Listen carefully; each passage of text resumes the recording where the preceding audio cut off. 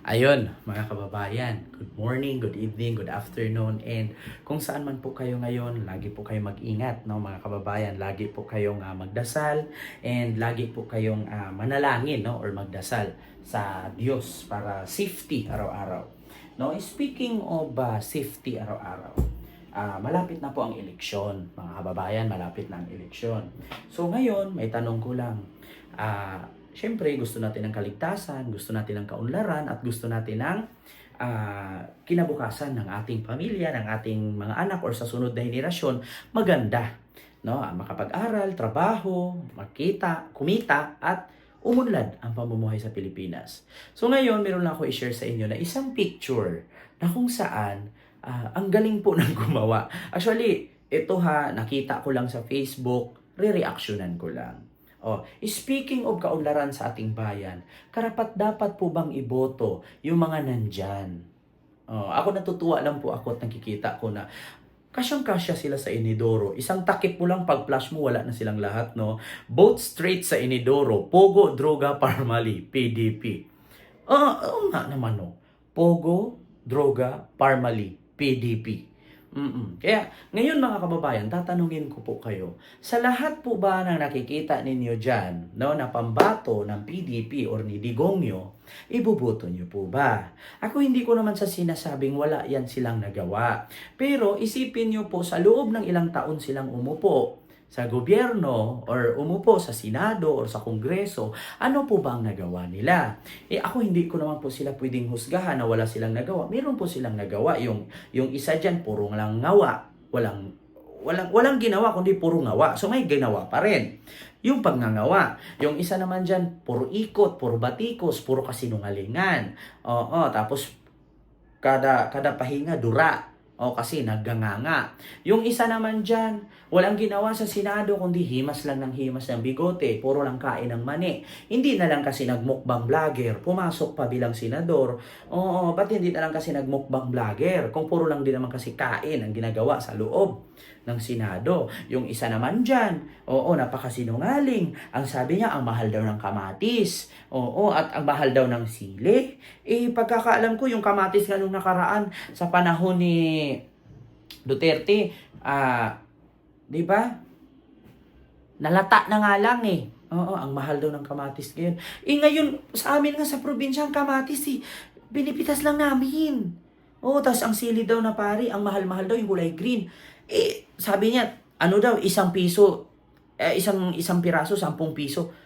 Tanga, ₱5 mo nga, ang dami-dami na, ikaw na bahala, pag ₱5, isang balot na yun eh.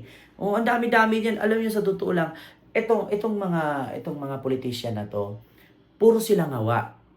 Pero puro silang ngawa, wala namang gawa. Pero may gawa pa rin yung pagngangawa.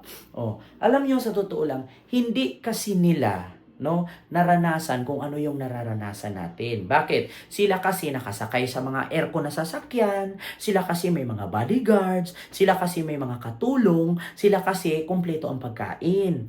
Tayo kasi, sa isang araw, swertihan na lang kung 2 beses tayo kakain, 3. Sila, kahit pa 10 beses isang araw pwede. Marami ba? Take note, itong mga politician na to, hindi nga nag-iisip yan kung yung mga tira-tira lang pagkain, itapon ba or itabi. Walang pakialam yan kasi politician sila, mabilis ang pera sa politics. Kaya ngayon mga kababayan, itanong ko po kayo, yan po ba mga nandiyan sa Inidoro na yan, ipa-flush na po ba natin? Or tatanggalin natin isa-isa at linisin?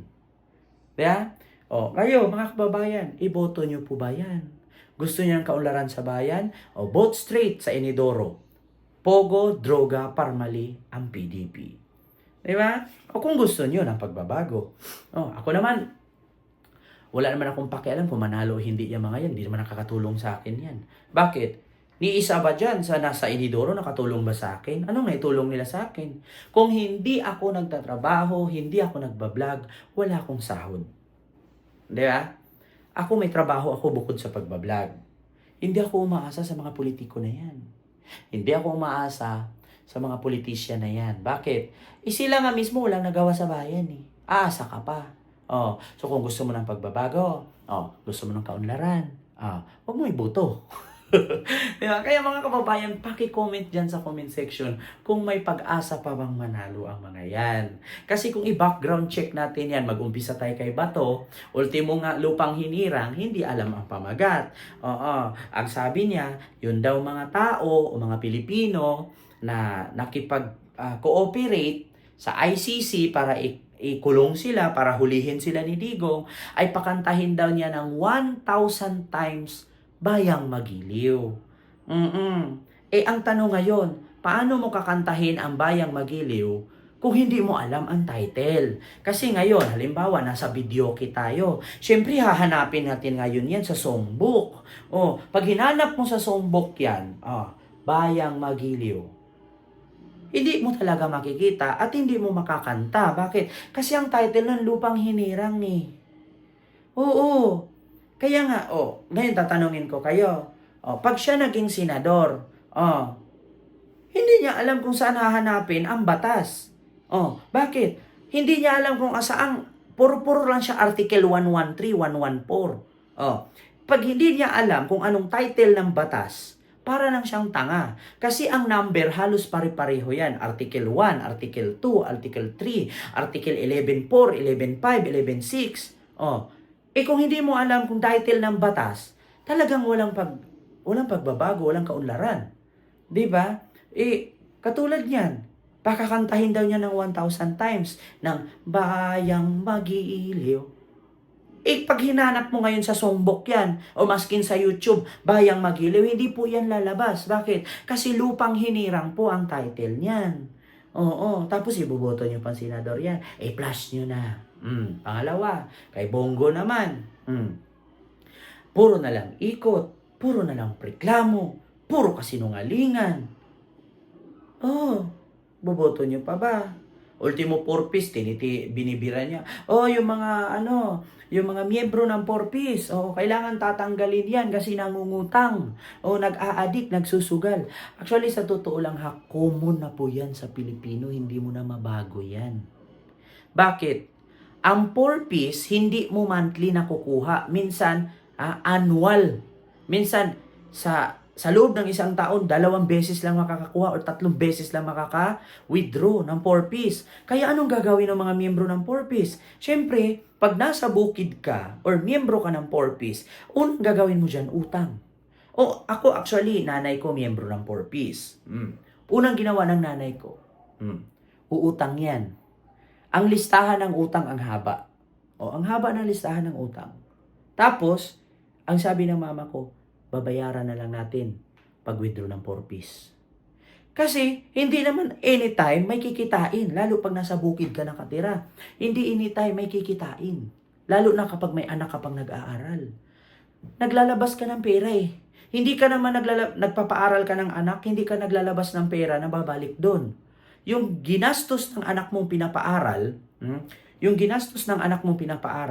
hindi na babalik yun. Gastos na yun eh. Kaya, natural sa tao at natural sa miyembro ng purpose na nangungutang. Pero ang sabi ni Bongo, tanggalin na yan, puro utang. Ginagamit lang yung purpose kaya nakapangutang. Ginagamit yung purpose kaya nagsugal. Alam mo, sa totoo lang, hindi perpekto ang Pinoy. Maskin si Bongo nga, hindi perpekto eh. Natural na sa Pilipino yan. Ang dami kong kakilala. Miyembro ng purpose.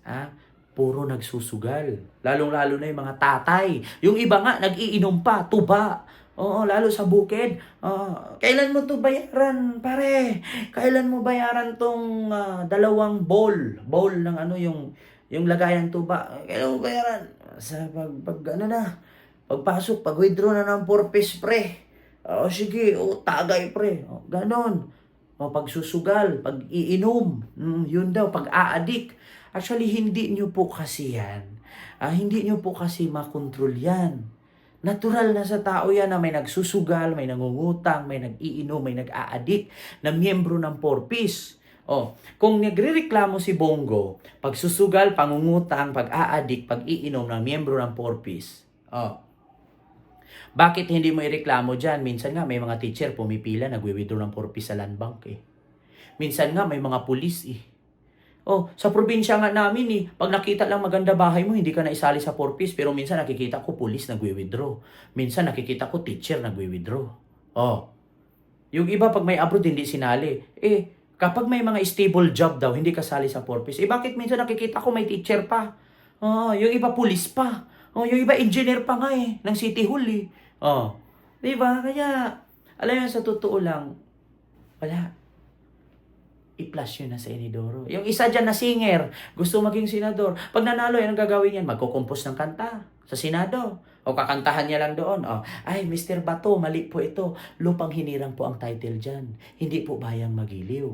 Kasi ako po as a singer, yan po ang may tulong ko sa Senado. Kapag ngayon, merong isang babae, biktima ng nirip ng pastor, kakantahan na lang natin ang I'll never gonna dance again. Guilty feet, God na rhythm. Ganon, kasi singer siya singer siya, composer siya. Pag nasa Senado siya, anong gagawin niya? Di pag may nabiktima ng rape ng isang pastor, kakantahan na lang niya. Bahiyang magiliw, pumunta ng Baguio, sumabay kay Mayor, akap tupad at AX. Ganun lang naman. Mga kababayan, So, tanong ko lang sa inyo, iboboto nyo pa ba? Or straight mo na sa Inidoro? Yun lamang po, mga kababayan. Mga senador ni Digong, iboto nyo ba? Or flash nyo sa Inidoro? Yun lamang po. Maraming salamat. God first. Napanood ko lang yan sinishare ko lang. May karapatan din ako mag-react. Pinagtawanan nga sa Facebook yun .